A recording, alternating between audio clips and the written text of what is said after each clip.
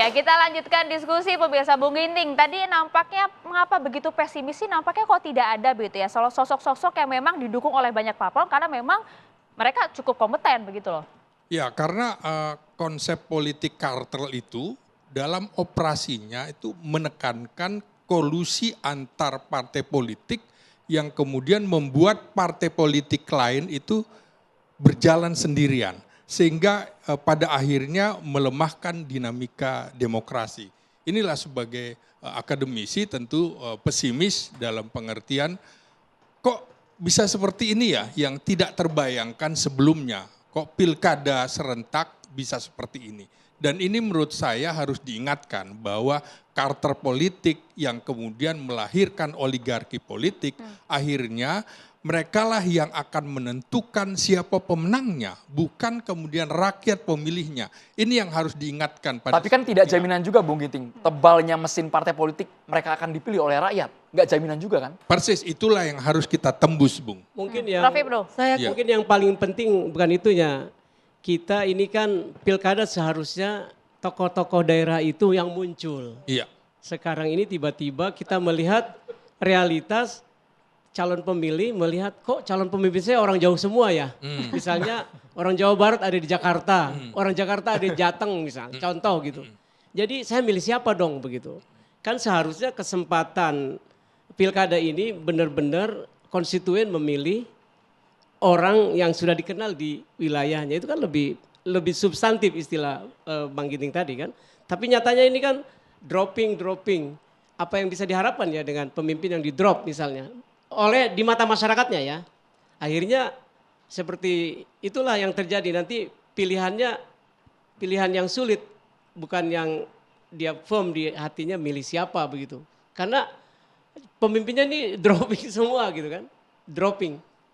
Dan itu yang membuat kualitas demokrasi menjadi seharusnya mendekatkan Pemilih ya. pemilihnya dengan pemimpinnya ini karena sistem yang kartel tadi, istilah Bang Ginting atau dropping tadi membuat jauh calon pemimpinnya itu dengan konstituennya. Ini Anda Tapi sepakat, Prof? ada, masalah ada yang dinamika harus juga soal dropping soroti gini ya Prof ya. Ya. Soalnya begini, sebenarnya para calon itu sendiri terlambat membaca situasi. Contoh tadi yang Bang Ginting bilang soal di Jakarta yang dihadang seperti itu. Kalau seandainya mereka itu tidak terlalu percaya kepada partai politik, terutama para politisinya yang pagi bilang beda, siang bilang beda, sore bilang beda lagi, malam apa lagi gitu kan. Harusnya sejak jauh hari mempersiapkan diri seperti pasangan-pasangan yang ada di salah satu di Jakarta aja misalnya. Kan bisa dengan independen. Tapi karena percaya pada partai politik dan para politisinya telat untuk memikirkan itu. Padahal dia potensial. Apalagi di daerah itu Prof. Di daerah itu lebih sulit lagi mikirnya, gua punya duit enggak ini ya. Biarpun gua adalah tokoh masyarakat di sini, semua rakyat cinta saya gitu. Belum tentu dia mau maju, banyak contoh sehingga dia harus berhadapan dengan sengaja dibeli semua partai politik lalu berhadapan dengan kotak kosong. Nah itu sebab mengapa sepasang calon yang didukung oleh banyak partai politik dan sejak awal tahu misalnya orang bahwa dia didukung sebegitu banyak partai, didukung juga oleh tokoh dan elit politik. Tapi elektabilitasnya nggak pernah ini menariknya tembus. kita tadi belum ngomong Jawa Barat. Lalu masuk ke tokoh yang di dihadang sini. maju yang adanya bukan di Jawa Barat gitu ya. Ya itu Bang Ginting sudah Tapi nggak ada satupun yang mau nyebut namanya. Nggak Ya, boleh, nggak karena boleh katanya. Katanya nggak boleh. Loh dia nggak ikutan boleh. Oh yang tidak mau maju. Iya, Berarti benar. boleh, Kita kalau di sebut spill aja. boleh ya? Anies Kalau nggak ikutan Baswedan. kan boleh. Boleh, Yaitu- kalau yang tidak maju. yaitu? Anies Baswedan. Nah yang mau Kalau saya saya nggak takut. katakan. nggak Terjawab sudah Maria ya. Inti dari Prof Ginting, Prof Lili dan Prof Ibnu tadi kalau menurut saya lagi-lagi. Iya. Ketika ada keanehan yaitu pilkada yang digabung begitu pendek dengan pilpres. Akhirnya ini keilmuan nih. Terdapat kecenderungan untuk meneruskan kemenangan yang ada di pilpres. Dengan alasan-alasan yang ilmiah. Alasannya apa? Tugas kami ini demikian berat. Menyediakan makan bergizi gratis bagi seluruh rakyat Indonesia. Karena itu perlu didukung oleh perpanjangan tangan yang menang di berbagai daerah. Itu salah satu alasan. Tapi pada bagian lain kita lihat masyarakat bisa melihat seperti Prof Ibnu tadi. Loh ini kok dalam tanda petik oligarki itu bukanlah pada persoalan kita secara demokratis memilih, tapi calonnya itu sudah dipirit dari atas. nggak bisa masuk ke pertarungan atau dikirim ke daerah lain. Nah Jakarta ini kan menjadi salah satu apa ya? Bukan barometer, korban nggak boleh ya. Percobaan Kita dapat kiriman loh dari, Jawa Barat. bukan cuma banjir datangnya dari mana-mana. Ini Pemimpin nih. dikirimkan gitu. Transfer pemain Ini ini ya. orang hebat loh, saya sendiri kagum pada dia. Tapi seperti tadi, orang hebat itu saya- Bang, ya seperti didukung tadi, pun nggak- kenapa nggak nggak bertarung di ada. sana saja gitu? Kenapa di sini? orang hebat itu pun yang didukung begitu banyak partai politik, ternyata sejak awal dicalonkan angkanya nggak pernah tembus ke 50. Dan yang Mereka tidak. yang penting kita bicarakan malam ini sebetulnya adalah ketika tadi kata Prof Ibnu mengirimkan orang ke tempat lain, itu kan hitung-hitungan ilmiahnya nggak mungkin menang nih. Ya kan, atau memilih yang bukan dari hal pemimpin. Sebut aja lah, nanti sampai nggak kita ya? Ke Banten kita sampai nggak nanti? Enggak ya? Sampai. Jadi nggak tahu kan Sampai, ini sampai, boleh. Jawa Barat tiba-tiba lewat Jakarta. Iya. Jawa Barat tiba-tiba bisa lewat Banten juga misalnya. Kan itu belum orang yang disukai oleh rakyat misalnya. Ini yang agak banyak ke Banten nih. Makanya kemarin itu sebetulnya pada saat ada orang yang ditaruh itu, menurut disertasi saya nih, Nasik. ini mereka melupakan yang namanya momentum politik. Sementara momentum politik itu kan berjalannya nggak berhenti tiba-tiba atau hari Minggu dia libur. Momentum politik itu kan jalan terus. Nah pada saat momentum politik itu datang, itu bisa menaikkan elektabilitas, bisa menurunkan elektabilitas. Kejadian-kejadiannya sudah ada, misalnya di Jawa Tengah tiba-tiba ada oknum polisi melakukan kesalahan fatal. Itu berimbas nggak ke pilkadanya? Mungkin berimbas. Kemudian mitos di Jakarta yang sampai hari ini belum bisa terbantahkan. Kalau survei nomor 1, biasanya lama-lama turun terus, gitu. Nah itu juga terjadi di sini. Makanya menurut saya momentum politiknya juga harus dihitung. Nah ini kan mereka terlalu percaya diri dengan kekuatan partai politik, kekuatan endorsement, lupa baca bukunya Henry Satrio gitu ya. Sehingga momentum politiknya itu hilang terus, lagi-lagi. Padahal di beberapa pilkada momentum politik itu sangat dipengaruhi oleh hal sepele tapi penting, lisan. Nah sekarang kita lihat di beberapa pilkada itu sudah mulai tuh beredar jejak digital yang ada kaitannya dengan lisan para calon-calon kepala daerah. Itu akan berpengaruh dan itu akan menentukan hajat hidup orang banyak nanti di daerah-daerah itu. Ya, Terus? saya pikir saya akan melihat dari perspektif lain, perspektif kebudayaan. Ya. Yang barangkali selama ini nggak Sudah ada terpakai kementeriannya sekarang. Top, top, top, top. dalam perbincangan ini. Jadi staf ahli ya yang di sini. Ya, begini. Karena politik kita itu ya terkait dengan akar budaya, tradisi, cara pandang yang ada di masyarakat. Bahkan kadang-kadang yang kita omongin di sini nih, kadang belum tentu nyambung loh. Yang kita bilang ini masyarakat, ini rakyat. Itu bisa jadi imajinasi kita tentang rakyat, imajinasi kita tentang masyarakat, imajinasi kita tentang politik. Sementara rakyat punya perhitungan sendiri. Rakyat punya preferensi sendiri berdasarkan akar kultural, tradisi dan lingkup kedekatan dia secara emosional dengan hal-hal yang dia yakini di daerah. Pas saya pikir ya misalnya Pilpres kemarin cukup menjadi pelajaran bagi kita.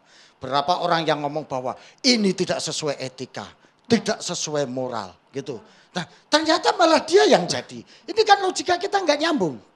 Kalau kita dalam pengertian akademik ilmiah ini.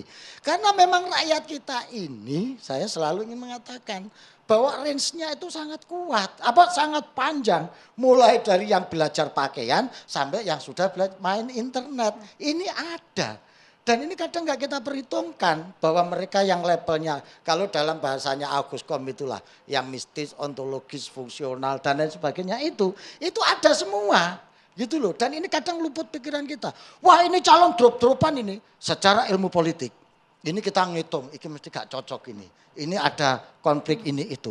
Tapi rakyat ternyata, wah di drop ini malah jangan-jangan hero baru ini di sini. Gus, Saya kira apa yang dikatakan oleh Gus itu ada benarnya juga. Buktinya di Jakarta misalnya kan dari elektabilitas yang muncul dari pasangan-pasangan itu ternyata ada berubahnya perilaku pemilih.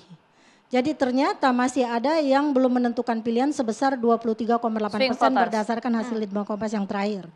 Nah itu terbagi menjadi dua, terbagi antara swing voters sama undecided voters. Kalau swing voter itu kan sebenarnya dia itu masih gampang aja. Sebelumnya dia memilih ini, tiba-tiba pengen memilih lagi, nggak mau deh ini ternyata partainya sekarang ini misalnya gitu. Tapi kalau undecided itu benar-benar belum menentukan pilihannya. Nah mereka masih menimbang nih apa kemungkinan fokus yang lebih terjadi, kesalahan apa yang viral kemudian. Nah ini yang ditentukan. Jadi benar nih, jadi yang 23 itu makanya kita sulit menentukan siapa yang akan menang. 2 putaran nampaknya nih kalau dilihat dari angka tersebut. Di Jakarta. Daerah mana itu? Prof. Jakarta Leli, terutama. Prof. Leli, yang dikhawatirkan justru di tipisnya yang menang dan yang kalah itu yang disebut dengan budaya yang tidak dihitung kita secara akademik. Iya, jadi yang dia namanya nggak bisa menentukan. serangan itu. Iya. Serangan duha, serangan subuh gitu. Kata-kata lah. Iya, begitu. Iya. Oleh karena Termasuk itu apa mungkin yang dalam viral. kali ini Tugas kita di catatan demokrasi kan Iya. justru mengingatkan itu kan. Maksudnya Iya, gini loh. Iya. Jangan sampai kita bilang karena masyarakat kita ini, saya sama-sama anggota Mujadalah Kiai Kampung. Saya mau mengatakan ini, yang disampaikan Mas Hastro ini bagus betul. Bahwa memang kenyataannya demikian. Bahkan ketika masuk ke pendidikan kan yang selesai SMP itu 72% sekian gitu ya. Di antara kalangan pemilih. Yang mau saya katakan adalah kan nggak bisa hal-hal yang memang disebut sebagai pelanggaran etika terus kita bilang ya oleh rakyat sudah pembenaran maksudnya. diterima.